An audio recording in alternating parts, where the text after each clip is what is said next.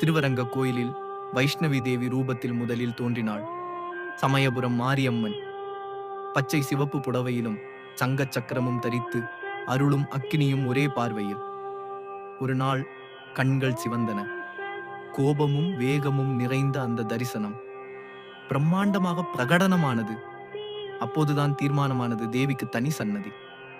விஜயநகர மன்னர் விஜயராயர் ஒரு கனவில் அம்மனின் கட்டளையை பெற்றார்.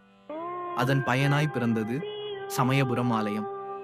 அம்மன் ரூபம் கச்சிலை அல்ல, மணல், மண்ணும் மருந்தும் கலந்த பூமியின் வடிவம்.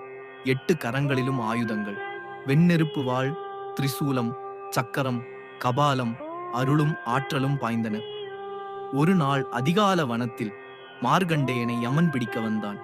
சிவன் காளசம்ஹார மூர்த்தியாகவே தோன்றி யமனை அழித்தார்.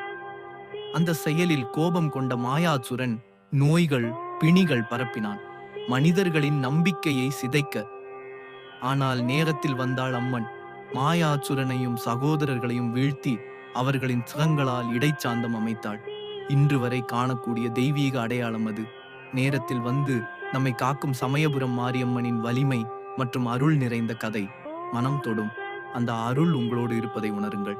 மேலும் பக்தர்களின் அனுபவத்தை அறிய கதைகளை கேட்க தயவு செய்து சப்ஸ்கிரைப் செய்யுங்கள்.